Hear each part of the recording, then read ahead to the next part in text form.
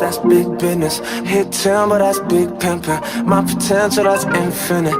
Pin game insane. Make hits like King Griffin, a 10th inning. Ladies and gentlemen, welcome to episode 27, the Mike Trout episode of the 10th Inning Podcast. As always, I'm Sean.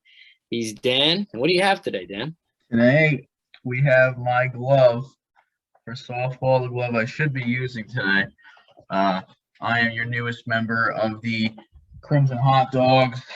Thought it'd be a one jersey guy my whole career, kind of a Derek Jeter type character. I love the Butchers and how much the organization means to me.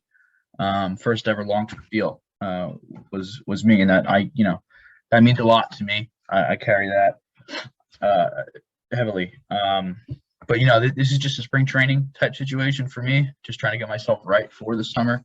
I will be taking a hiatus in London. So this is kind of just make sure I'll be ready for the summer to win a championship and a Cy Young. I mean, as like all the world-class athletes, you got to keep yourself in game shape, and you're obviously just doing that right now. So we wish you the best. Thank you. And this is Jordan Romano, folks. Kind of burst onto the scene last year. Could make someone's list. I guess we'll find out. Yeah, so today we're doing relief pitchers. We initially said top 10. Well, frankly, we didn't know how many we were going to find. We didn't think we could find 10. Then we quickly researched and found guys we never really heard of before but had fantastic years, at least in my case. And then Dan texted me, a couple hours ago and go, hey, you want to go 15? I said, sure, let's go 15. So top 15 relief pitchers, and I'm going to be honest with you guys, I didn't know a lot of them. Well, I knew most. There was some guys I honestly had no recollection of whatsoever. I don't know, Dan, if you were in a similar boat to me or if you had more of an idea. I knew most of the names. There's a couple names I wasn't aware of, but I wasn't aware of how good some guys were and how bad some guys were. And I do want to say Sean's being a little nice to me, to be frank. The whole number of pitches was certainly my fault. Sean was set with 10. I texted him midweek. I'm like, why don't we just do 5? I was like, this isn't gonna be nothing. Halfway through the week, I was like, 10. You're right. We should definitely do 10. Okay, today I was like, we got to do 15. It became more and more clear to me why this was gonna be harder than I thought. So that's on me for sure. But we should have 15 good names to tell you each side. We really should. And it may be a shorter episode. We don't know. We don't want to make any promises. But to you guys who sit there and watch almost our 2-hour episodes, thank God for you guys. We appreciate you. And I'm only giving my just miss today if we are under the 40-minute mark when we're done. So if not, you're gonna just miss the just miss. Yeah, there's an incentive there. Do you want to start with 15 or do you want me to start? I feel like I make you start a lot, Sean. I'll go for it, man. Go right for it. The number 15 starting relief pitcher for me, a guy that I think a lot of people say is underrated. I think he's a little bit overrated, and that's saying a lot because top 15, these are all stud guys. Remember, some bullpens have 2 or 3 like top 10 type guys in their thing. So to be top 15, you are a stud. That's Giovanni Gallegos. I don't love his strikeout to walk rate as much as some other guys, and his ERA sits around 3. The thing that's phenomenal about Giovanni, even as a closer, this guy's an innings eater, and I really did like that a lot from the relief pitching position, just as much as I like it as a starter. Some of these relievers, they're like 55 to 65 inning guys. That's cool, especially with like really high quality but low-ish volume. But when you're still pumping out around a 3 ERA with close to 80 innings like Gallegos, I really that does something for me. So the only 2 stats I'm projecting for relief pitchers is ERA and innings pitched, because I didn't take into account holds or saves, because I understand high leverage matters, but I don't really care about that. I think that's just something that happens. I didn't value whether you were a closer or a setup man any different. So saves did not factor into my analysis. So for that, 3.05 ERA over 80 innings for Gallegos, and I think that any bullpen would love to grab 80 innings at a 3 ERA from anywhere. Absolutely. He's a guy I have a little farther up in my list. one of those guys who I actually was not familiar with. I heard the name. Sorry, I shouldn't say I wasn't familiar. I heard the name, but really didn't know what kind of numbers he put up last year. So I like that pick. Also, I think Dan and I are going to have completely different lists, just full disclosure, which makes for a great episode. My number 15, almost said 10 there. 15 is Taylor Rogers, Minnesota Twins. Like that. I wasn't really sure. I mean, I feel like I say this every week, but the rankings are so close. I mean, the difference between 10 to 15 is really not much at all. Yeah. In this case, last year, you put up a good year. It was an all-star for the first time, which then again, all-stars doesn't always mean tons because it's only half the season, and the guy could have a great first half and a terrible second half. Yeah. And as you know, relief pitchers are very fickle. Great one year, terrible the next. Edwin Diaz, we're looking at you. May potentially be a new friend of the pod. But to go his numbers last year, 3.35 ERA. He appeared he had 40 in the third innings, so not as much as most of the people on the list. And that is one of the reasons why I think I put him a little bit lower. Normally he's up around 60. Last year, I don't know if he was injured or not, but I'm assuming he probably was, at least for a short period of time. I will say this, his strikeout to walk ratio is fantastic. He's a guy with let me see, strikeout per 9. I mean, the guy, obviously relief pitchers, those numbers can get skewed, but he's over 13 strikeouts per 9 innings. Take that with any grain of salt you may, him being a relief pitcher. But yeah, Taylor Rogers, my number 15, he's 30 years old, and Minnesota Twins, they might surprise some people this year. I love that pick out of you. I think he, out of the 15 guys that I ranked, was 5th in strikeout to walk ratio with 30%. So you nailed that on the head. He was filthy last year. A lot of these guys, I feel like, I don't know if you saw that when looking at them, they had decent strikeout rates. They're relievers, but the walk rates are fucking killer, man. Yeah. They would never make it as a starter with these kind of walk rates. I mean, some of these elite guys are like 12%. Chapman's damn near 60. Like, you know what I mean? It's like, it is insane, the walk rates on some of these guys. So that drug down a lot of strikeouts to walk rates for a lot of the elite guys. So I really like that of Taylor Rogers. You'll hear me talk about him later. Big on him. And just to piggyback with like relievers, it's one of those things you never know what you're going to get out of them, which makes the ranking even that much harder, you know? Exactly. My number 14 guy, staying with this kind of in this section with the high volume, we got Chad Green of the New York Yankees. I have him at 3.05 over 85 innings. I think him and Gallegos are almost the exact same pitcher for the most part, as far as rate-wise. Their Sierras pretty much say it, and their strikeout to walk rates are both 26%. If you look at my projections and pretty much what they've been, they're almost identical, which is kind of odd.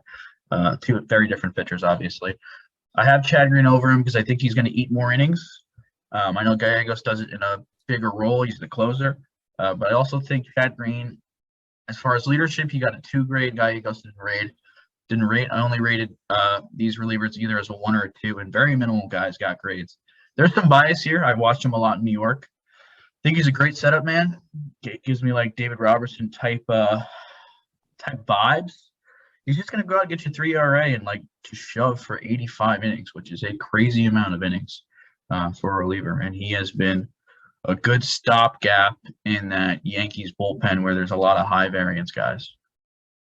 You know, not a crazy walk rate. He's like a 5 to 6% walk rate guy, which is phenomenal and something you need in a bullpen like the Yankees. Yeah, I think that's he's a guy who I guess if I had a just missed list, he'd be on it.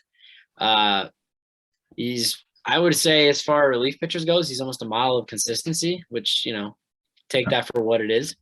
But yeah, he's a guy who probably just missed out on my list if I looked at him maybe a little more closely. But I'll say it's about every pick, but I like the pick out of you. I really like the pick. And number 14 for me, I have Corey Knebel. All right. Now, correct me if I'm wrong. Did he not start a postseason game this year for the Dodgers? I think he started back-to-back. Yeah. That's starting. So basically, he's disqualified from the list, but I'm going to rank him anyway. Dave Roberts, everybody. Ladies and gentlemen. Anyway, Corey Knebel kind of burst on the scene back in 2017. with how many saves did he have here? Let me pull this up. 39 saves with Milwaukee. He was wild that year. Yeah, he really was. He kind of really burst on the scene. He didn't really have any good seasons before then, at least of significant innings pitched and all that jazz. This past year, you may be able to speak this better than I was. He was injured for quite a bit of it. His innings pitched and all that was very low. I don't know exactly what was bothering him, but he didn't come back till later in the season. Am I correct in that? Yes. Yeah, you are correct. Yeah. I guess there's not much to go off of last year. I mean, I had 2.45 ERA in 25 and 2/3 innings, so that's a fairly small sample size. But I guess I'm looking back on what he's done in the past and thinking he can continue. He's only 29 years old. Again, he's got a decent strikeout to walk ratio. Not the best as far as some of the guys we'll talk about, but certainly not too shabby. And he, like I said, he's got a bit of a track record to go off of, which with relief pitchers is not the biggest, best thing to have per se, put a lot of weight in it. But Corey Knebel, I have it at 14. Yeah, I like the pick. He just missed. I think he just missed by just missed, which again is not that disparaging. It's not that crazy for me to say that and then him be on Sean's list. As bad as that sounds, it's really not that big of a disparity. Yeah. I wrote something about him. That's my just miss. You need to do a little blurb instead of projections. Basically, I'm glad the Dodgers provided Knebel with a platform to figure himself out and get another closing job. Because after that crazy year, I think he did get blown up a little bit for one. It might have only been 1 year, and it was probably due to injury. But he was like the best closer, then got absolutely destroyed, got injured. Dodgers gave him a chance as like a 6th inning type role basically this year because our bullpen was just, stacked beyond belief. And he looked like his own self again, which is great. Now he's going to get another closer job in Philly, right? Philly? Yeah. So I'm happy for him. Hopefully he does well this year. Just too small of a sample size for me to project off of, but I like Corey. I like the pick. Where are we at? 13? Yes, sir. Talk about guys bouncing back, somewhat small sample. This guy I did like. I went with quite possibly one of the greatest relievers of all time, Craig Kimbrell. Definitely a guy with some pedigree. I'm projecting a 2.85 ERA over 60 innings. One of the lower innings, believe it or not, on this list. Kind of interesting situation now. He's in Chicago. Not the one that he was good in, though. And he's not the closer for sure. I'm sure we'll both have the closer there a little bit higher on our lists. If he gets traded, I feel like he could be better. He didn't really seem to like the setup role. He got horsed in the second half, and I feel like that speaks to Craig seems like a very mental player, which is fine, but he needs to be in the right situation.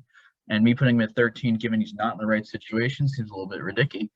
But last year, he really did bounce back. We're talking a 2.26 ERA, even with the struggles, with the White Sox in the second half, with a 2.32 expected ERA. All the numbers backed it up. I mean, he just fully bounced back. The K rate was back up to 42%. He dropped the walk rate down to 10%. I just said drops. Believe it or not, it was at 17 and 13 the 2 years before. This guy's got elite stuff. That's never changed. But I'm hopeful that he can find himself somewhere in the middle, like I said, at a 2.85. He doesn't need to be 2.2 to be top 15 for me, and I think that's very reasonable with Craig this year. Yeah, he just missed my list.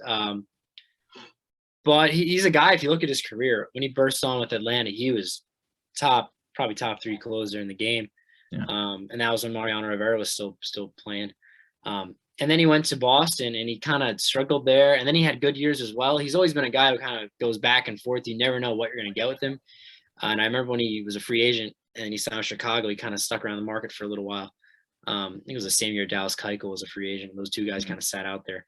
He did not do well with Chicago, I believe, his first 2 years. And then last year, with the Cubs, that is. And then last year with the Cubs, first half was outstanding. And then he just said with the White Sox, didn't really adjust to that setup role too well. So we'll see what happens this year with the White Sox. I apparently looking to trade him too. That's why I picked up the option. They were wanting to trade him. Yeah. I don't know if that's still in play. That was before the lockout. But if not, they have it. You might as well keep him if you can't get anything good for him. you know. I feel that. I certainly do. I mean, this is a guy like his career, as much like variance has been, his career ERA is still 2.18.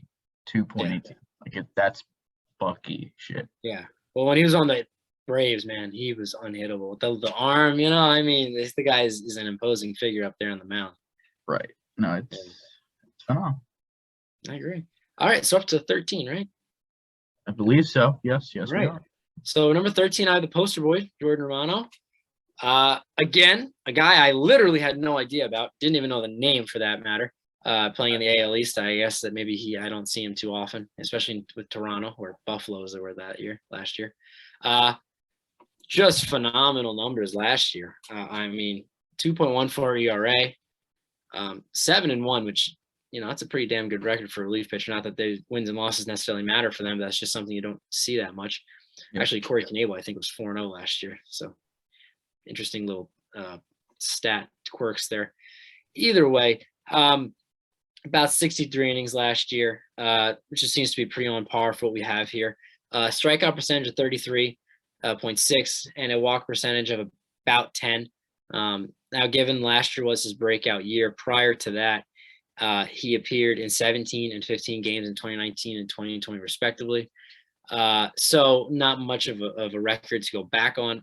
Do I think he comes close to what he did last year? Probably not, just based off of typical regression.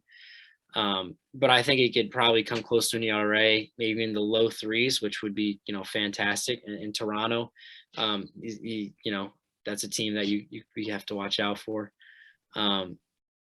Regression, I think, is expected. I'd be shocked if it didn't happen. But I think that what he showed last year can play out as time goes on.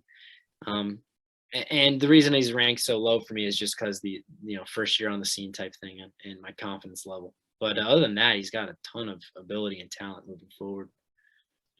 Yeah, I like Romano. I had him 22nd, although I have his projections at 2.95 over 65 innings, which you'll note is only 0.10 higher than Kimbrell, who was 13th. Again, such little variance in a lot of these, you know, in this range.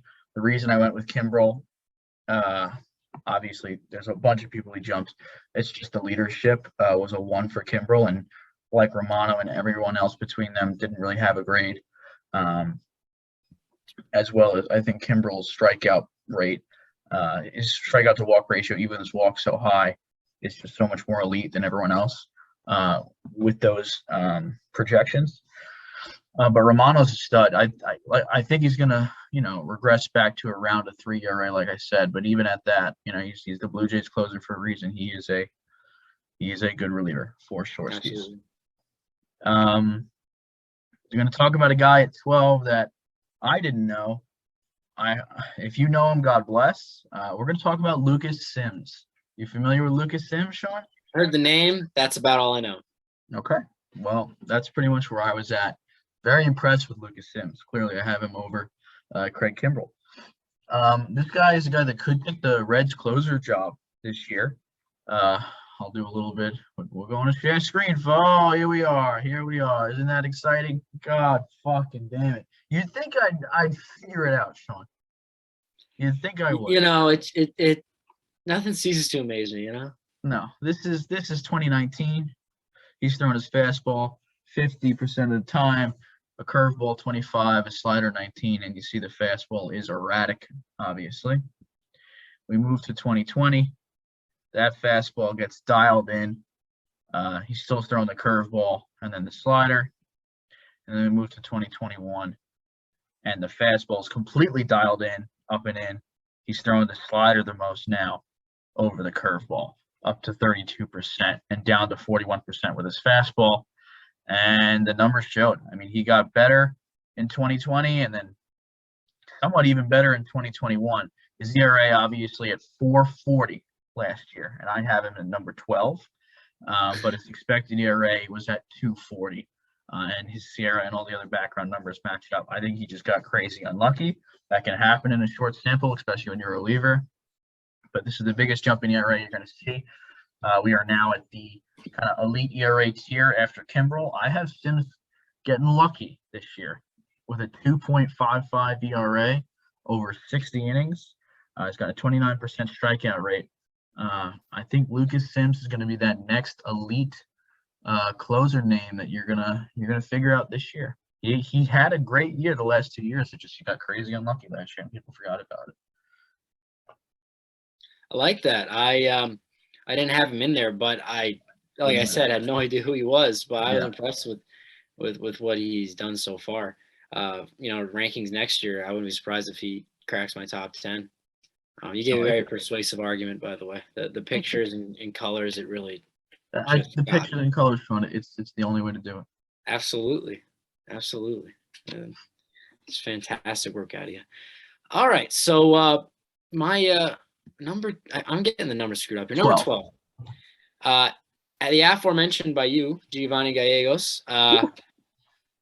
I mean, you said it before. 80 innings out of the dude last year. I mean, for a relief pitcher, that's pretty damn good. And you touched on it. The strikeout to walk ratio is quite good. I don't want to, rehash everything you said. You did a beautiful job of that. But this is a guy that I was familiar with. I will say that I won't say that I didn't know how good what his numbers were per se. Just didn't realize how good he was. If that makes sense to you. Mm-hmm. St. Louis just kind of plucks these guys out of nowhere, and they just do well. I see he came up with the Yankees. Didn't know that. But yeah, I don't really have too much else to add aside from I expect him to do well again this year. 80 innings though. 80 innings. That's a lot of innings from a relief pitcher. Speaking of 80 innings, I'm going to talk about a couple brothers here. I'm gonna just talk about Tyler and Taylor at my number 11 spot. Tyler isn't really in my number 11, but he had a really good year last year, so why not recognize him? He'd probably be closer to 20-ish on my rankings, but why not recognize him with Taylor? You already did such a great job with Taylor Rogers, 30% strikeout rate. All I'll say is my projections, a 2.60 ERA over 65 innings. I am high on Taylor Rogers this year. I like him a lot. But Tyler Rogers of the San Francisco Giants, little fucking, what is he? I guess he's lefty, right? Or is he righty, just with a weird angle?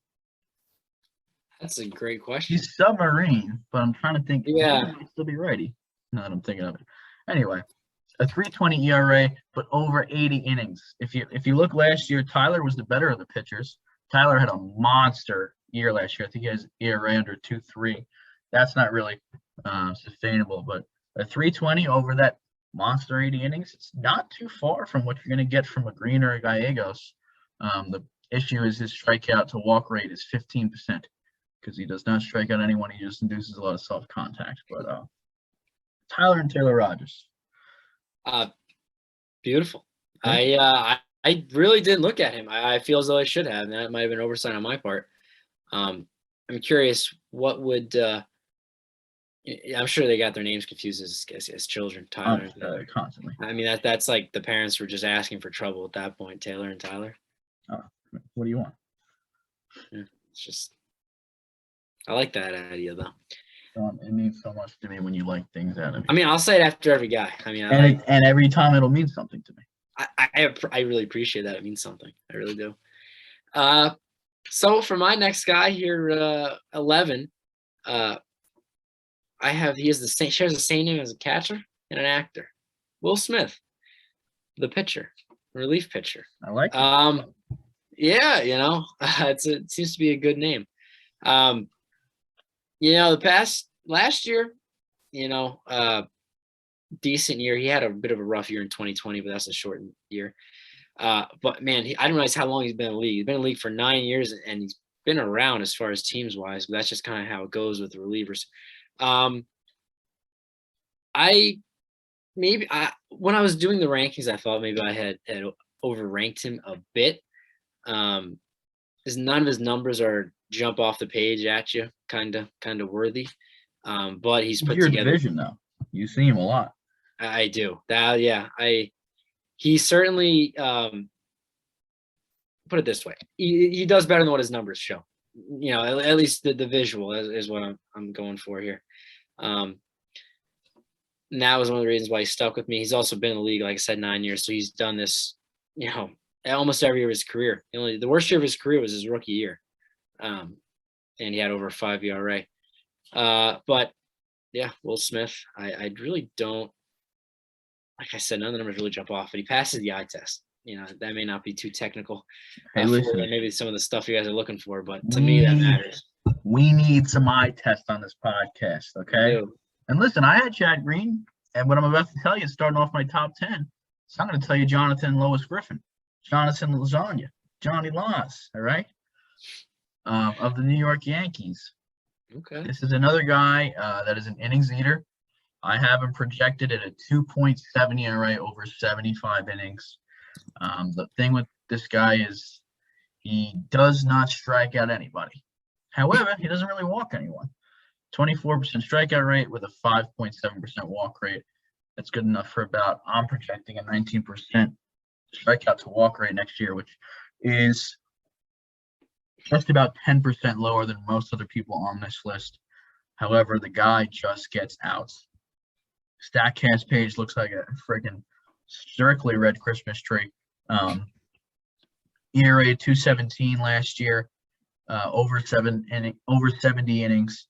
And the expected ERA at 2.18, so one higher. So he did overperform by 0.01. I don't want people to be deceived by that. That is the case. However, I'm a big fan of Johnny. You might be asking, every other year he's sucked. He's at a 4.45, 4.63. Yeah, he completely changed his pitch mix in 2021, something that we see a lot with these people who break out, which makes it interesting because there could be 5 or 6 different breakouts next year. So you don't know who's changing their pitch mix. He was throwing almost 50% fastballs every other year of his career. He threw his fastball, Sean, 3.9% last year.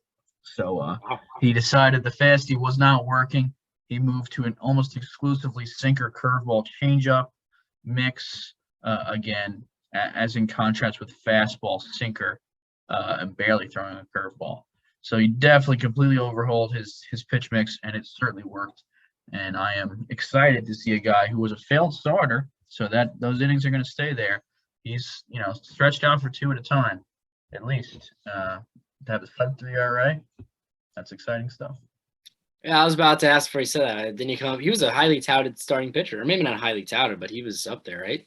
I watched his MLB debut. Really? That's right. Me, Brandon Cooper, and your coach.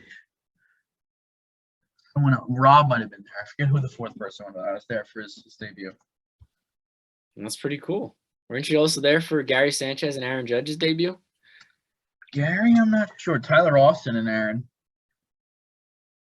I was there for every time I go to a game, it happens to be someone's debut. I don't know how it works. But it just is. I was there for Andy Har's 3rd game. I know that. I know he had a couple doubles. So it was a fun time. That's pretty cool. You bring her good luck, unless I go to a game and Juan Soto hits a 3-run bomb and it starts to rain. But I found that to be amazing luck. And the ice cream, Sean, you can't. The ice cream and the waffle, waffle itself was fantastic. Actually, waited an hour-long line for that. I think it was longer. And I dropped it in the parking lot, but we don't like to think about that. So top 10 here. I'm going with the guy who's done it for a while, Mark Melancon. Ooh, I like it. I have a feeling that I think that I have gone maybe more so older relief pitchers compared to you, and maybe these guys maybe I'm just looking for a little more track record. I'm not sure. You like stability, Sean. I like. Yeah, I guess I do. Yeah, maybe that says a lot about us. Who knows? Anyway, this guy, 13 years in the league. He's done anything from a closer to a setup man. He's been on some good teams, been on some terrible teams. He's performed nonetheless. He will get you right around 65 to 70 innings on average. He's been injured recently in past years, so that's reduced it a little bit. This past year to San Diego, though, had a 2.23 ERA and 39 saves, which is the second most in his career, and since 2015 with Pittsburgh when he had 51. So he's a guy who's, you know what you're going to get out of, which is important in the relief pitcher position. Strikeout rate of 22.3, so not super high. Walk rate of 9.4. So, you'd like to see that come down a little bit. But at this stage in his career, you kind of know what you're getting at. And frankly, that is the second highest walk rate of his career. He's typically been anywhere from 4 to 8. So, well, I mean, it would tell you that it would come down this upcoming season. He's currently on the Diamondbacks, so I honestly did not know that. And fun fact, he got lit up in spring training. His ERA is 3.50. Gave me a heart attack. I thought that was his ERA last year, and I was just realizing maybe I put the wrong guy on the list. But that's spring training. Apparently, they keep those stats already. Mark Melancon, number 10, my list. There you go. I like Marky Mark. He is, if you're giving me the classic statement I have, you want someone on the mound or you want someone on your team for 1 year, Mark Melancon is a guy you could certainly think about. Yeah. I didn't look at him too sternly. Maybe I should have given him a deeper look, but he did not make my list. However, the guy I did make my list, if you did look at him sternly, Sean, I'm going to give you props because I feel like I had to go deep in the woods to get it. But we're going to talk about a guy, another failed starter at my number 9 spot, Colin Mchugh of the Tampa Bay Rays. Do you remember we got his autograph? Do we? Yeah, it was me. It was either me. I think it was me, Kyle, and you. Maybe Leif was there. I'm not sure. We got to Citi Field really early in like the rotunda. Matt Harvey was signing autographs. I remember Colin Mchugh, Mike Baxter, and John Neese. I remember Mike Baxter and Matt Harvey. I didn't know Mchugh and Neese were the other two. I have the tickets somewhere. It's somewhere in my room. I don't know where it is, but well, you had to imagine. I mean, Neese, because Neese pitched 145 of the 162 games that season. Yeah, absolutely. But okay, I thought he was an Astros prospect. Came up with the Mets as a starter. Actually, didn't do too bad, and they traded him for something. Okay. I don't remember who. Thanks for the history that I was a part of. I didn't even realize. Yeah. Now at the Tampa Bay Rays, kind of in that Yarborough-ish type stratosphere, but a lot better than Yarborough. This is another guy, pitch mix, very, very different from what it used to be. Again, fastball at 40%, curveball 20%, slider at 15%. He changes it up with locations. Slider 52%, cutter 33%. Another guy who's gone almost exclusively off speed. And it has worked out. ERA of 1.55 over 64 innings last year, Sean, with a 2.26 expected ERA. The guy's pretty filthy. He only walked 4.9% of guys and struck out 30%. Again, with guys that randomly do this, in the past it was kind of hit or miss. Like, is this sustainable? Did they just randomly break out at 60 innings? They could have got lucky for 60 innings. But now that I'm able to try and figure out, was there something that actually changed to make this occur? When I see something like that, like a complete overhaul of arsenal and location, like with Mchugh, I'm a buyer of it. So I think he's going to dominate again next year. Again, in that Ryan Yarborough type role. I have him at a 2.55 ERA, over 70 innings. Really with a chance for more. He could get up to 90 or 100 innings, depending on how long they want to stretch him out. Big Colin Mchugh guy this year. Never thought I'd tell you that about 5 hours ago. Yeah, he didn't come across my radar. But he has made a nice career for himself, actually. He's a failed starter, but actually I remember his debut. I think he went like 6 innings and like 2 runs. I like that. Yeah. I'm gonna fact check that when you're doing your next guy. It was probably 2 innings, 10 runs for all I know, but I know he had a pretty good start. Maybe it wasn't his first, maybe it was his second. While you look that up and tell me how horribly wrong I was, I'm gonna go with my number 9 is Blake Treinen, a guy that you have seen quite a bit of over the past couple of years. I mean, before I get going here about last year, can we talk about his 2018 season?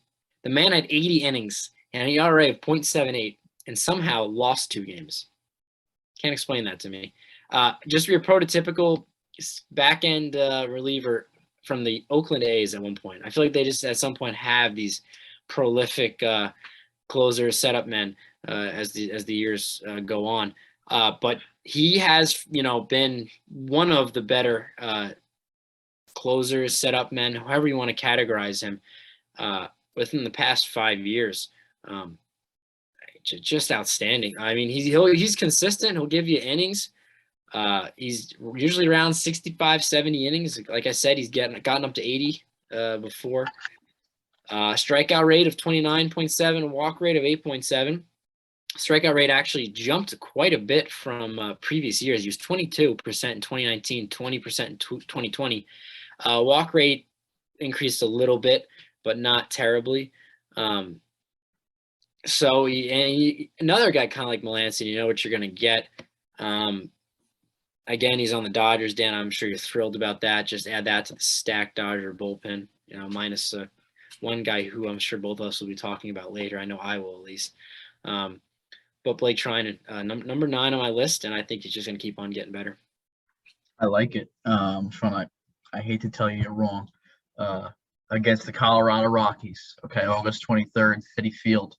We're talking 7 innings, no earned runs, 9 Ks. Oh, wow. Okay. Wow. So you were an inning and 2 runs away, but you got the general sentiment, I think, of Colin Mchugh's first start. So Yeah. he definitely shoved in his first start. I have to say, the next 5 after that, he did not get past 4 innings again the rest of that season. However, his debut, Sean, shoving. Okay? Shoving. You may have never started again after those 5 games after. Shoving. Friend of the pod. Let's not. Absolutely. I have his autograph, so. There you go. Apparently, I do too, somewhere. Yeah. Number 8, another non-closer, but he could get traded to another team at some point. He's too young to get traded now, in my opinion. That would be Devin Williams. Recent acquisition this season by Team Sean, who is still looking for a team name. Sean acquired Devin Williams and Tristan McKenzie in a trade for, I believe, your 2nd-round pick, right? Yes. Which I believe turned into Grayson Rodriguez for me. So that's the full trade right now. Grayson Rodriguez for Devin Williams and McKenzie. I guess we'll see how that works out. Grayson Rodriguez has been blown up in spring, but is a highly touted prospect. So hopefully we'll see how that works. I have Devin Williams at a 2.55 ERA this year, over 65 innings. I mean, talk about Treinen and some of the other guys we've talked, and Knebel with some crazy years. I mean, it was 2020, a shortened season, but a 53% strikeout rate with a .33 ERA. That's .33, Sean. One of the crazier seasons we've ever seen out of a reliever, even though it was, such a short season. Last year, strikeout rate down to 38.5%. I said down, unfortunately. He had a 2.50 ERA last year, 2.79 expected. People were like off him. They're like, oh, he sucks now. He's still so elite. He's just not the greatest thing since sliced bread anymore. And I think, top 8 relievers is still fantastic. The only problem is he has a top 5. That's all I'll say. I can't say any more than that. Give too much away, reliever on his team as well, to take the closer role. But I also think he's got a 2 for leadership. Something I haven't said about the last couple guys. I think he is closer material. One of the filthiest guys in the game. Yeah. He made my list. He's higher up there. Yeah, you covered it beautifully. He's a stud. How do you feel about the acquisition? I'm very hopeful about what he can do this year, and I think it was a good trade for both parties. I really do.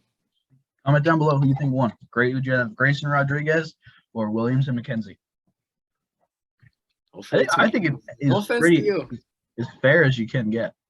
I agree. I really, as Dan knows, I'm not an easy person to make a trade with. I'm very reluctant in getting in guys if I like them. He's still trying every day for Vladdy Jr. Every day. But that most likely won't happen.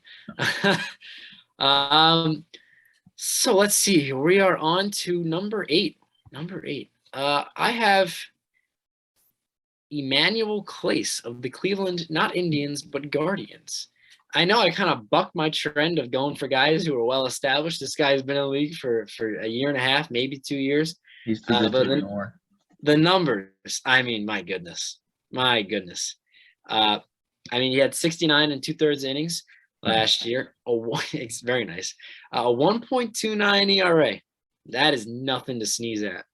And his strikeout rate 26.5%, walk rate of 5.7%. That's fantastic. That really is fantastic. I mean, obviously, like I said, there's not much to go back on as far as past years because he came up in 2019 and did well then too, but in a very limited amount of time, only 23 and a third inning. But last year was fantastic. He's still 24 years old, very young. He's on Cleveland, so he'll probably be traded in a year or two. They're allergic to keeping any good young arms.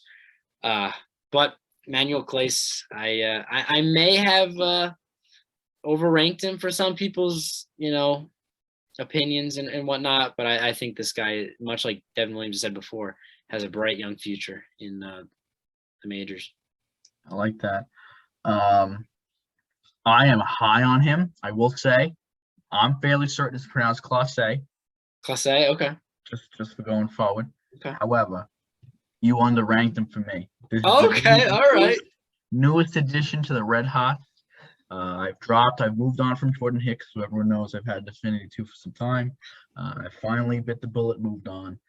Clase is my closer of the future. This is a guy we talked about when we were talking about the awards ceremony. The awards, I was like, this guy should have been reliever of the year. I am all in on Clase. I'll talk about him later. My number 7, we have a guy from the Houston Astros, not Roberto Osuna. I wonder where he is these days. Ryan Presley. Okay, kind of guy that goes under the radar, but he just gets stuff done. He's been good for a long time now. Last couple of years, 2.25. I'm not looking at 2020, 2.32, 2.54. And the expected ERAs in all those years, including 2020, was 2.75 or under pretty much. He's just been a stud. He's now finally the closer. Not really finally, but there's been a lot of moving around in that back end of the bullpen. 27% strikeout rate. Sierra's filthy. I think he's just going to have a 2.5 ERA over 65 innings and be a really decent closer. I don't see any crazy leadership qualities with him, which kind of hindered him from being above some of the guys that are above him going forward, even if they have a little bit worse stats. But there's only one guy above him that has slightly worse stats, but Presley's a stud. Yeah, he's ranked a little up on my list as well. I like that. And I'll get to him. The next guy, I know most of the people who watch this podcast are going to absolutely love. They love him dearly. Aroldis Chapman. Frankly, his numbers are a lot better. And I said the same thing when we talked about Giancarlo Stanton a few weeks back. The numbers are great. The numbers look fantastic. But like I said, Will Smith passes the eye test. Aroldis Chapman does not. When it comes to clutch moments, he frankly shrivels up and smiles. He loves them. I've never seen anyone happier. Yeah. Everybody but Yankee fans loves when he comes into the games in clutch moments in the postseason. And even the Cubs, flew out when Rajay Davis hit a home run. I don't know if he smiled for that one or not. Probably did. He did. Yeah, he did. Okay. Great home run by Rajay, actually. But the guy is a model of consistency in the sense of his ERA. It doesn't fluctuate all that much. Frankly, the past 2 years, it's been the highest of his career. Maybe potential downfall coming on his way. But the issue for him, injuries, no major injuries. It seems to all be kind of nagging injuries that kind of add up after a while. But you can't deny what his stuff, frankly, his speed of how fast he throws, hard he throws. Strikeout rate of 39% last year, which is just very good. But a walk percentage of 15.6. So you kind of have to take the good with the bad with that. But there aren't any hitters in Major League Baseball who want to face Aroldis Chapman, to be quite frank. He's an imposing figure, the Cuban Missile. And I would prefer to rank him lower than I did, but I really couldn't. I got to a point where it just would have ruined the integrity of the podcast if I did. So he's my number, what would be 7 right now? Yeah. Yeah, number 7. Well, I am here to tell you I have ruined the integrity of the podcast. I have left Aroldis Chapman off my list in place of 2 other Yankees, Chad Green and Loizaga. Okay. There could be some bias there. Listen, like you said, 39% strikeout rate last year, and it was 39.9. So let's give the guy the 40 he deserves. But, the close to 16 walk rate, Sean, was too much for me to stomach. And like you said, the ERA has been the highest it's ever been the last 2 years. Before that, like you said, model consistency, and the consistency is the best closer ever. One of my favorite closers of all time, especially in Cincinnati. I was a huge fan. That's weird to say because I'm a Yankees kind of fan, but in Cincinnati, I loved him. Cuban Missile, it was hype. It was new. No one was doing what he was doing. Now a lot of people throw 100, and he's slightly under. But that 3.35 ERA last year was the first year the numbers backed up him having an ERA over 3, and they said he actually should have had it closer to 4. Again, he was injured, so that could have definitely been skewed because of that. But he's getting older, and he's throwing a lot of bullets. How many bullets does a Missile have? I don't know. I'm betting against him this year. That's my bet. But he has not shown anything in his career to tell you that you should bet against the Cuban Missile.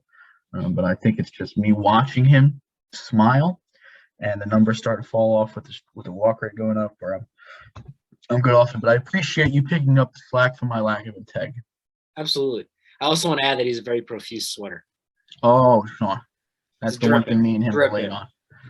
We sweat like you've never seen. I'm gonna actually talk about a guy, Sean, and I think I'm gonna, believe it or not, I'll be honest now. I'm gonna disgrace the podcast again because I'm gonna talk about Blake Trinan, but I'm also gonna say, even though he's not a Dodger anymore, Kenley Jansen, even after the comeback season last year for the ages, did not make my top 15. Kenley did not make the list. Kenley didn't make my list. Okay. Wow. He was at 21. I have him at a 3 ERA flat over 67 innings, and there's nothing wrong with that. With the best leadership you can have, I think he's the best leader. You're going to talk about him later, so I need to talk about Kenley. I love him, but I just don't think he's going to be under 3 again. And all the guys that I have left, I think, will be, including Blake Trinan, who, might I say, regardless of numbers, is the filthiest relief pitcher in all of baseball. His stuff moves like you've never seen. He has that sinker slider action that literally does an X. They're here, and then right before the plate, they do that. I don't know how hitters even come close. Clearly, they didn't in 2018 when he had a .78 over a full year, which again is about Bucky. Last year, sub 2, 1.99. Even with that stuff, it was a strikeout a crazy amount of people. I mean, last year was back up to 29%, but he's been around 23 to 20. He's had a couple years at 23 and then a couple years at 30. He kind of figured it out again last year, which is great to see. The expected stuff was under 2.4. He had a couple of years where he was kind of figuring out in 2019 and 2020, but I am back on the Blake Trinan train. I think he should take over the Dodgers closer role. And I think, if you're going for traditional stuff, he'll get a lot of saves if he does that. And if not, I think he's just a filthy guy to put in the highest, what's the word, Sean? Leverage spot in the game, which is kind of what Dave likes to do with him. They don't really like to assign a closer role to him. They rather just use him whenever the 1, 2, 3 is up, whether that's the 9th or not. But yeah, 2.65 ERA over 75 innings with great leadership. I love me some Blake Trinan. Filthy. You said it perfectly with that one word. He's filthy. He actually got MVP votes that 2018 season, which is just crazy to think a relief pitcher got MVP votes. I know. He's insane. Yeah. And ironically enough, I said Chapman was my last one, and some people call this guy the next Chapman in Cincinnati. I always botch his first name. Is it Rysel or right? Rysel, I think. Rysel Iglesias. My bad if you watch this, Rysel. He I don't know if he's giving him the next Chapman name is a bit unfair to him, but he has had a very nice career with Cincinnati, now with the Angels. Pretty consistent as well. ERA last year 2.57, and that's maybe a touch below the average, but not drastic. He's a guy I feel like we don't hear too much about, and that may be because he played in Cincinnati and honestly in the Angels. Man, the Angels have so much talent for a terrible team. It's just crazy to even think about. I don't know how they do it. But you want to talk about a strikeout rate? 37, almost 38%, and a walk rate of 4.4. That is beautiful. I know. That is absolutely beautiful. And that number has dropped over the past 3 years. It peaked at 8.6% back in 2018, and ever since then has just been steadily declining, which is something you really want to see. He's getting a little older, so might be starting to figure things out mechanically, and also how to attack hitters and get them to chase. But like I said, I didn't realize his numbers were as good as they were prior to doing some research on him. I knew he was a good closer. Closer, not setup man. I don't know if I said setup man earlier, but either way, I think that he's underrated and is a very, very good relief pitcher, closer. Whatever you want to call him, he's good at it. Yeah, That's what Sean's trying to say. I love Rysel. He did make my top 5, so I'll be talking about him later. And what I say before I get into my top 5, the first thing I'm going to mention, I don't think is even going to be on your list, and I think it's because there's some negative homer bias, so that will give it away. However, I think the top 5 is a different class from the rest of this list. I think these top 5 just so happens to be, they are the elite of elite. And you can kind of throw Trinan and Presley in there, maybe more Presley as far as like stable, because Trinan's had some off years. Not that Diaz has, and again, we're going to be talking about Diaz here. But for this season, I think these top 5 are head and shoulders above the rest. And I just accept what I'm going to say about Diaz, okay? I think you're going to be happy about it. You going to talk about Ed Luz here? Ed Luz Diaz? Listen, I think Edwin is going to have a phenomenal season this year, Sean. I understand. But first year with the Mets, you've never seen nothing like it. Just the worst thing you've ever seen. Yeah. 5.59 ERA. However, 3.16 expected, which is still not, what you expected from Edwin Diaz. But the COVID year, Sean, 1.75, right? You had to like that. One of the best closers, if not the best closer in the game, 2020. Yeah. Last year, back to 3.45. But what I will tell you, the walk rate got lower, back to 8.9, up from 12. The strikeout rate dropped a little bit, but his expected ERA was only 2.6. His actual 3.45. I think he just got unlucky last year, Sean. I'll give you the 2019 he sucked. I think he got unlucky last year, and he's going to come back and be elite. I think his strikeout rate goes up a little bit as well. It dropped 10%, which doesn't make much sense to me. The guy's got insane stuff. He throws from kind of a weird angle, and he hit the bottom of the zone almost with what seems like a riser with about 100. I'm a big fan of Edwin Diaz. Again, I don't have to watch him. I'm not going to tell you he's not cardiac, but I have him at a 2.45 ERA this year, Sean, over 70 innings. And leadership is a 2. You're going to question, Dan, how are you giving him a leadership grade? You haven't given some other people. Listen, is he cardiac? Yes. But is he a closer? Absolutely. He has the mentality. When he ends the game, you can see the passion and how much he cares about it. He does have that closer mentality. I think he's a top 5 closer, top 5 reliever. He's going to have a 2.45 season, Sean. I'd be very happy with it. I really hope you're right. It's almost frustrating watching it. I know he's given up, blown some big games, but it's frustrating because of you see the talent. I mean, he will strike a guy out on 3 pitches, and the next 2 batters he won't throw a strike. It's so bipolar with what he does. It changes like pitch to pitch. It's not even inning to inning or hitter to hitter. It's pitch to pitch. He looks great one pitch, and then almost drills a guy in the head. But if he can figure it out, my God, if we can get like Seattle type Edwin Diaz, it would be amazing. I hope you're right. And I really don't have anything against him. I just couldn't justify putting him in here based off my eye test. I hear you. And you know, I respect you putting him in here. Honestly, I thought he was going to make my list, and frankly, he probably should. But I think the judgment kind of clouded my vision. I didn't have Chapman. Yeah, that is fair. We both didn't have our closers. Man, But I New think York's that closers- speaks. What were you gonna say? I said, man, New York's closers are very volatile. I think that speaks to how relievers are, though. There's a reason they're failed starters. We don't get to see a lot of these other guys, and a lot of these other guys have 10% walk rates too. I mean, that's generally what most closers have. Yeah. So I bet you if we watched a bunch of these other guys, we'd be like, holy shit, they suck too. You know what I mean? They all strike out 35% of the people, but they all also walk 10%. Their whips aren't always the lowest. So that's all I'll say. Yeah. But I don't know. I could be definitely wrong. They could be the worst at the bunch, which I'm sure they are. It's New York, you know. Yeah, it's something in the water. It just makes them worse. All right, so we're top 5 now, right? So you just gave That's your where we're 5th. Mm-hmm. My number 5 is my Fantrax team still to be named Devin Williams. I'm high on him. Obviously, that's why I made the trade for him. Top 5 I think closers. there's something about Milwaukee and pitching that's just it's beautiful. It's a They beautiful know how to thing. do it. I know he fairly new to major leagues, but the numbers can't be denied. No. They really can't. Young guy. I mean, he's the sky is the limit for him. And now that he's on my team, he's just going to perform that much better because that's how it always goes. He definitely won't get injured because that never happens to any fantasy team I have. Like we said, almost a 39% strikeout rate, walk rate of a 12.4. You'd like to see that come down.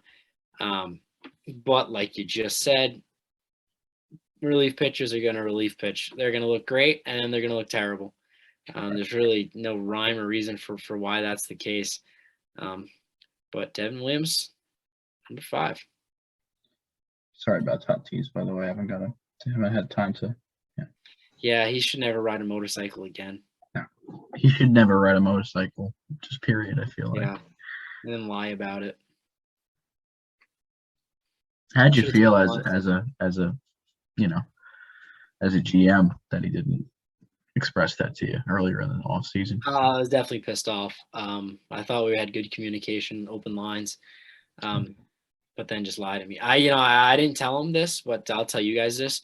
Yeah. I very much regret not picking Juan Soto first overall and taking Fran Tatis. Wow. Very much regret that decision, and I'm sure that's going to continue because Tatis may be out for a little while he lets his wrist recover from his multiple motorcycle accidents. I digress. My number 4 was mentioned already. It's Rysel Iglesias. I have him at a 2.4 ERA, so 0.05 less than Diaz, over 70 innings. Very similar pitcher in my estimation. Again, a 2 with leadership. The opposite of Diaz, a little bit less passion, more stability. He's definitely a closer. He's pretty rock solid, like we've said. Some of the best walk rates, 4.4, Sean. That's insane. That is top 4% of the league for any pitchers. And we know closers are more likely to have higher rates. So I think that's extra impressive. That's been going down. The strikeout rate's been going up. He's been trending positively in both directions. Up 3% with the strikeout rate to 37, almost 38 last year, almost 4% up. I really like Iglesias. I think he's an absolute animal. He could easily be, he could easily be top 3 or top 2. It's just, this top 5 is insane. And even the top 3 goes up another notch, and even the top 2 goes up another notch. It's hard to even describe, but Iglesias is an absolute monster. He really is. And I don't think he gets enough credit, like I've said before. He's a beast. My number 4 guy is your guy you already mentioned, Ryan Presley. A guy who, like I said, like you said, has been good for his entire career and just hasn't gotten the recognition he's deserved. And maybe that's because he's been on the Astros, and everybody hates the Astros, except Zeke.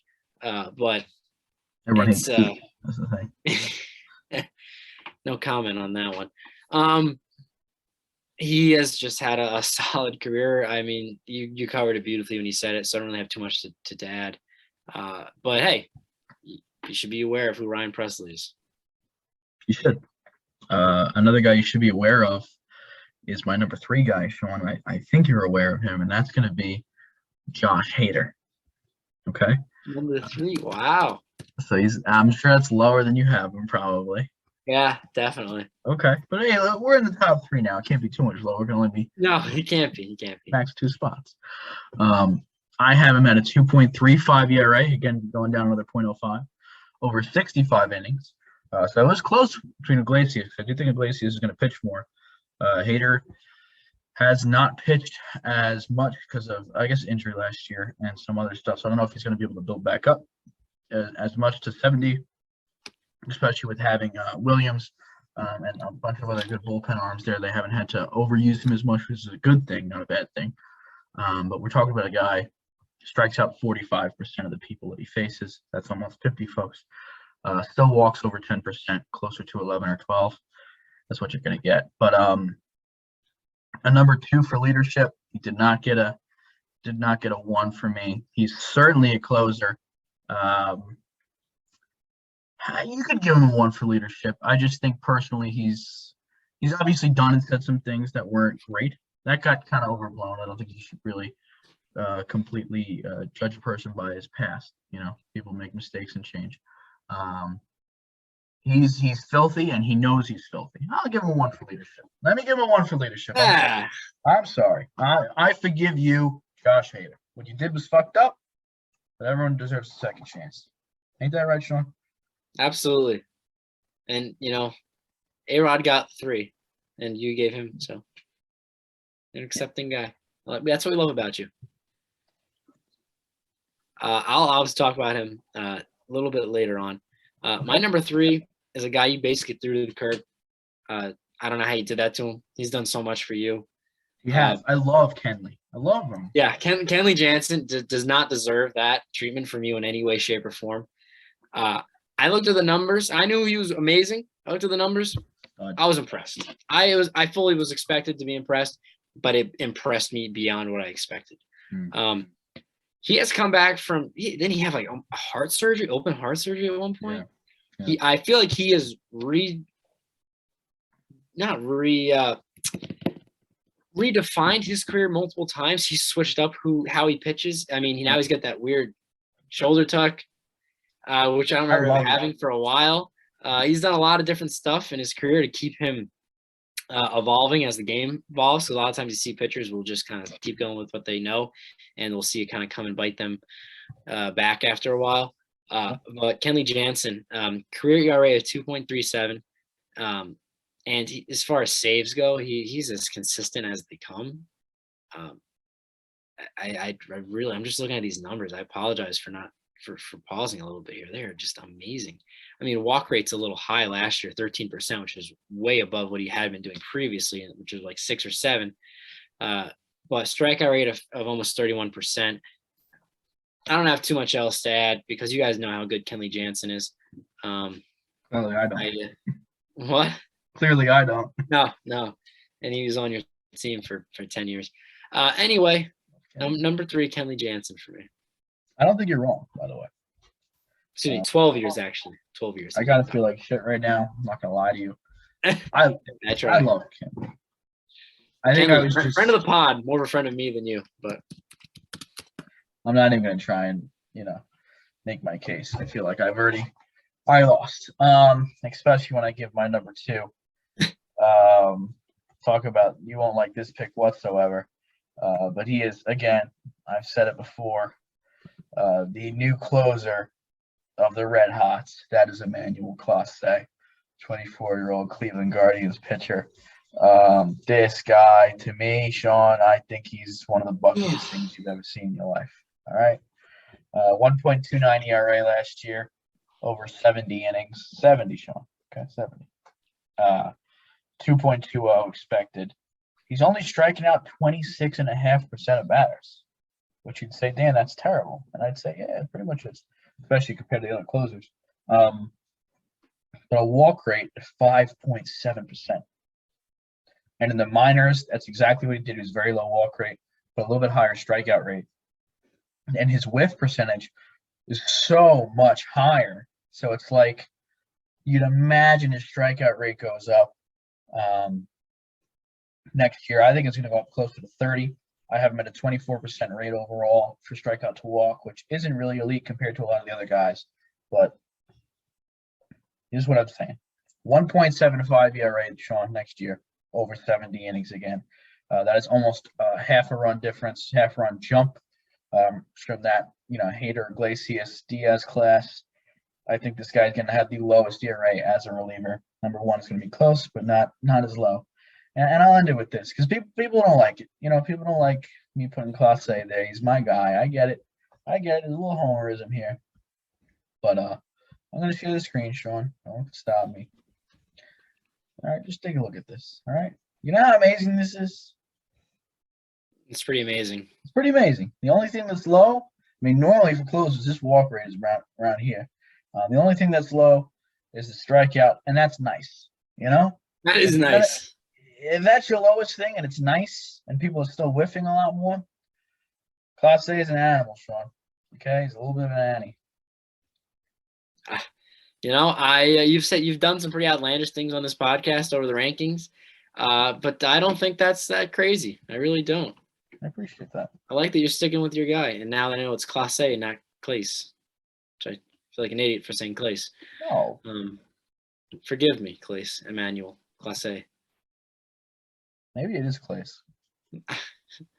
Either way, we're trying to say your name right, Emanuel. Let us know in the comments if we're saying it right. Number two. Now there's two options I could go here that I haven't mentioned, and I think we know both of them. But my number two is a man who is from Australia, I believe. Yeah, no, you're right. With that. Yeah, Liam Hendricks. We talk about failed starters. He is a failed starter, to put it bluntly. He had over a 6 ERA in 16 starts, almost a 6 ERA in 16 starts in 2012 in Minnesota. Very much a failed starter. Immediately had success when he became a bullpen arm in 2015 with Toronto, and hasn't looked back.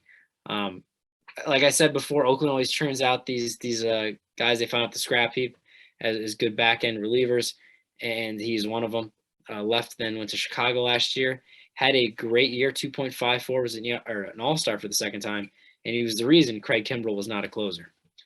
Because as good of a year as Craig Kimbrell had last year, Liam Hendricks had a better one, at least over the course of the whole season. Craig Kimbrell had a bit of a rough second half, as we discussed earlier. I'm going to his advanced pitching metrics. Let me tell you this. Strikeout rate of 42%. Oh, tell me you want to guess his walk rate? I wish I didn't know, Sean. I wish I didn't. It's under 3. 2.6. 2.6. That is unbelievable. Gets me going, Sean. Gets the people going for sure. I mean, need I say more after naming those two stats? No, and he had a higher walk rate 3 years ago, but has figured it out. I mean, 3.3 in 2020 and a 6.3 in 2019. I don't know what's happened since then. I mean, he was good back then as well. That's still that's a great walk rate. 6.3, but 2.6. Chicago got a steal. Yeah. I mean, my goodness, Liam Hendricks. Frankly, it was a toss-up between him and my number one, and frankly, I'm starting to reconsider my number one. But I'm going to go with it because, I stick with my gut. But don't worry. You don't have to. No, go ahead. What do you say? No, I was finishing up. You're good to go. You don't have to feel like a disgrace because I'm going to have him in my number one. I'll save the podcast. But he's he's what you would say a successful fail. He failed successfully at this. Yes, very successfully. You couldn't be more successful in failure than Liam Hendricks was. Yes. Sean said it. I mean, there's no reason to mention it again, but I'm going to. 42.3% strikeout percentage, 2.6% walk percentage. That is almost a 40% strikeout to walk percentage. 38, just to be frank, is what my projection is, which is heads and tails above just about everyone else. The only one that is close is Sean's fake number one at Hayden with 35%. But this guy is just buck wild. I mean, the last 3 seasons, 1.8, 1.78, and 2.54. And his expected ERA last year was the lowest out of the all three. It was a 2.0 flat. I think this guy ends up with a 1.8 ERA over 72 innings. So slightly more innings. The only guys I haven't had at a round number. I just really feel 72 for Hendricks. 0.05 ERA higher than Class A. Again, I think he's got the lowest. But when you're striking out, you strike out the walk ratio is 38%, pal.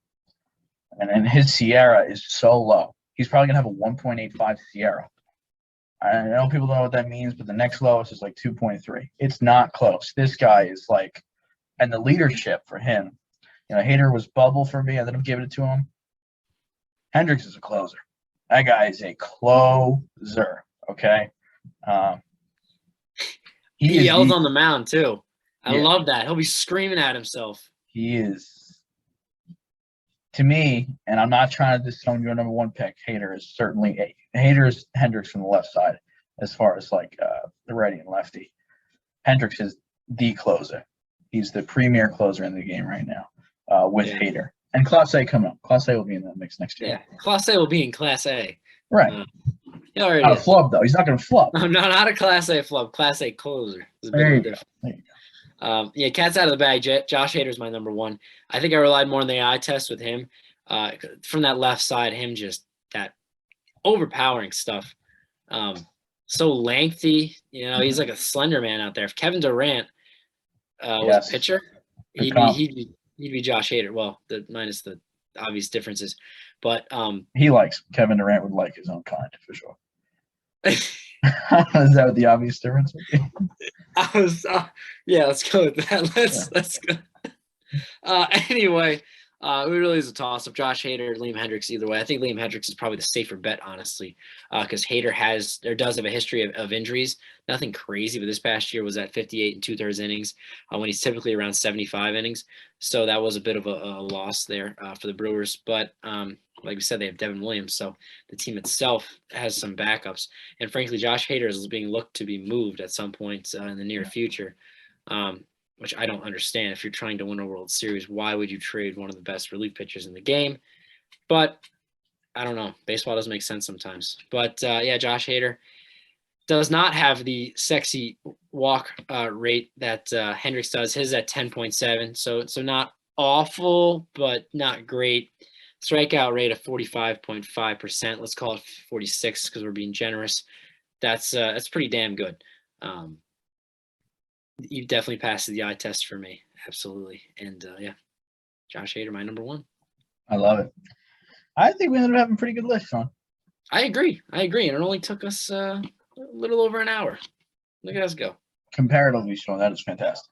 Very, very. I mean, we didn't have a guest, I guess. But right. But no, I think we did well. Yeah, the only thing I'm going to do, and I'll give you my just missed. Obviously, we did not hit it. I'm going to tell you some fun names that I think are going to be sub 3 this year. Basically, just my 16 and 17. Will Bednar, I think he's going to have a 2.7 ERA over 65 innings this year. And Ryan Tepera, former guy that got a MVP vote, right, by accident, I think a couple of years ago. Yeah. He actually broke out last year, completely changed his arsenal and his usage. I think he's going to be a 2.75 guy over 65 innings next year. So look out for those guys. And then obviously you have the obvious guys that didn't make it for me, like Kenley and Romano and those other fellas. And of course, Sean, I'd be remiss if I didn't mention Paul Sewald, one of the funnest guys to watch. Doesn't look like he should be playing the sport. Also was a Met and then ended up being great. Those are the kind of heartwarming stories, Sean.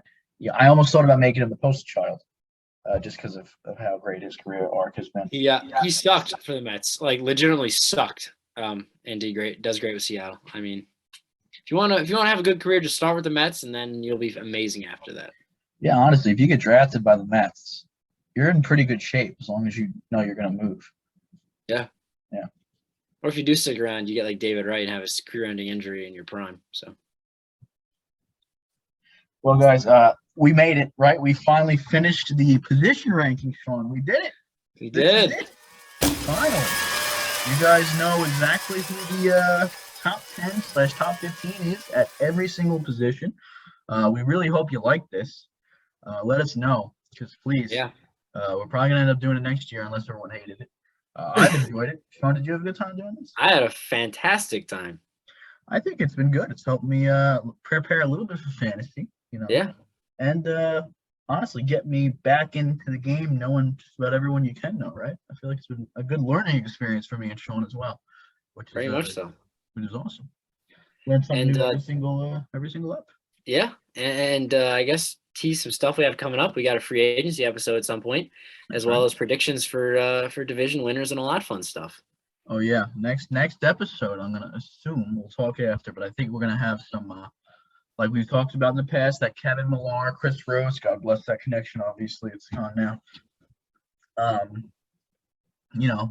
Predictions, and we'll keep a running tally of who's winning throughout the season. We'll get scores, and like Sean said, talk about the free agency. We haven't gotten a chance to do that yet. We haven't been able to breathe from these position rankings we're doing. And the last thing we're going to do is we just had our Fantrax draft, right? So we'll be giving out possibly draft grades for that, introduce you to our teams for this year, give some predictions for that, and off-season grades, as well as another sneak preview episode you guys are going to get to see. I am going to try and get all of us for our regular draft, which me and Sean will be a part of this Sunday. If everyone gets on a Zoom, I'll record that for you and just throw it up unedited. But if you guys are interested in watching us go through a fantasy draft and all the guys and our reactions and everything. So a lot of fun content still planned. And then we get in the season started, we're going to have even more crazier ideas. So you guys are in for it. You're in for something, whether it be good or bad, you're in for it.